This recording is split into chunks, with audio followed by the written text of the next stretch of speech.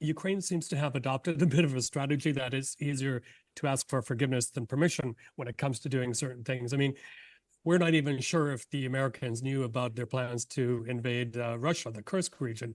So that's the way things are working. Ukraine's President Volodymyr Zelensky has travelled to the United States, where he'll address the UN General Assembly. He's expected to appeal to the outgoing President Joe Biden for support for what he's calling his victory plan for the war with Russia. And he'll present that plan to the two candidates in the US presidential race, Kamala Harris and Donald Trump. The visit comes amidst high tensions between Russia and the West over proposals for Ukraine to use long-range missiles inside Russian territory. Let's talk to Michael Bociurkiw, a global affairs analyst at the Atlantic Council's Eurasia Centre. Good evening to you, Michael. Good evening. Good to be with you. Great to have you with us. What do we know about this so-called victory plan that President Zelensky is going to be presenting this week? Well, we don't know very much. It seems to me to be a repackaging of the peace plan that they came out with earlier this year. But I think one of the main aspects of the victory plan will be to convince the West that they need to give Ukraine what it needs to push Russia, to push Mr. Putin back as far as possible, so that he will be forced into a position to come to the negotiating table and, hopefully give back the seized territories, give back POWs, pay war reparations, the whole bit.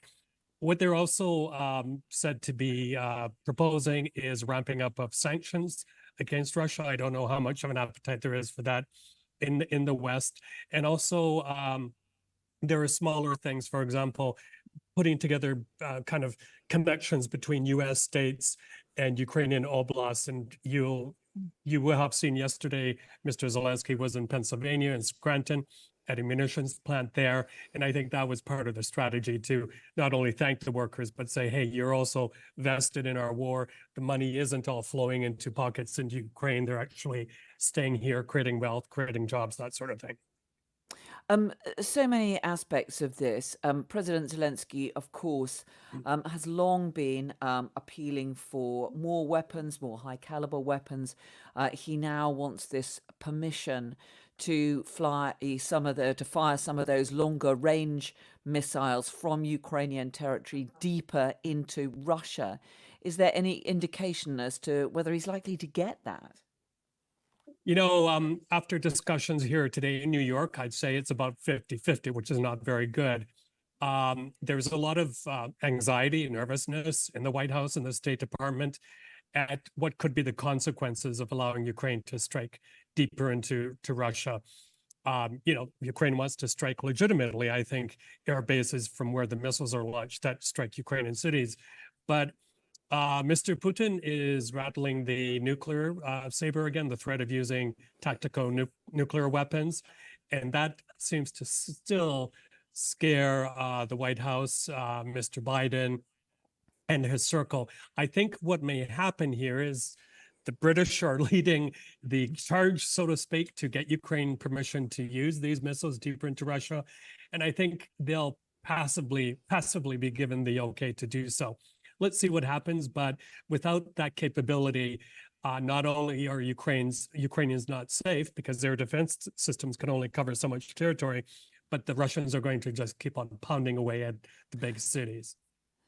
And one of the suggestions seemed to be that President Zelensky, for all his very public campaigning, might not get a public yes, but that he might be given tacit approval to go ahead without that being actually publicly acknowledged.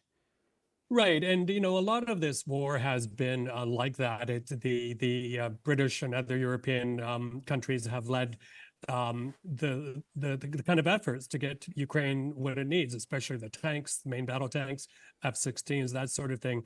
And Ukraine seems to have adopted a bit of a strategy that is easier to ask for forgiveness than permission when it comes to doing certain things. I mean, we're not even sure if the Americans knew about their plans to invade Russia, the Kursk region. So that's the way things are working. And the other thing, very, very loudly, the clock is ticking to the countdown of the U.S. election. I think we're down to 44 days. And if there's a Trump victory, Ukraine will have a tough time getting what it needs.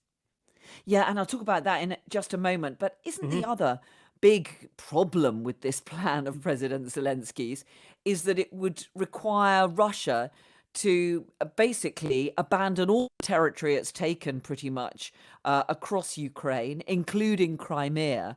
And there seems almost no prospect whatsoever that that is something that President Putin is going to accept.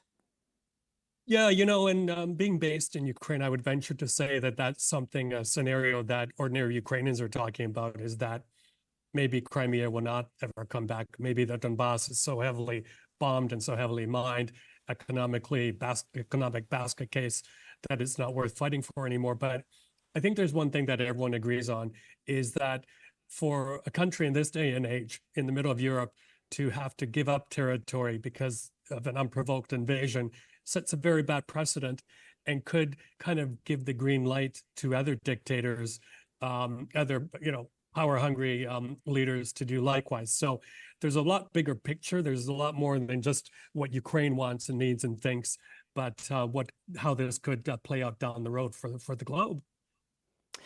And as you mentioned there, of course, the looming presidential Hmm. election coming up in November. Donald Trump has said that he'll solve the Ukraine war in 24 hours.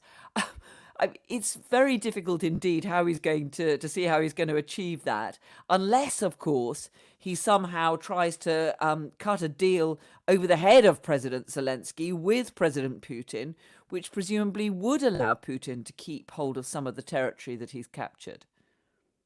Well, look, the so-called master of the art of the deal has hardly had a successful business. Most of his businesses have gone bankrupt. So how can we expect him to bring about peace in Ukraine or in any other conflict area in the world? So, but yeah, the risk here is that if he does get back into power, he will cut a deal with Mr. Putin that will not be in Ukraine's favor. And what that deal looks like, what we know from his vice presidential pick, J.D. Vance, is that all of those territories seized by Russia will remain in Russian hands. Ukraine has to give up any plans to enter NATO or possibly even the EU. And then they're also talking about a demilitarized zone with peacekeepers, and that's code for Russia having a zone which it could manipulate and perhaps seize even more territory. So very grim prospects if that's allowed to go through. Michael Bociurkiw, Global Affairs Analyst and Senior Fellow at the Atlantic Council's Eurasia Centre. Really good to speak to you.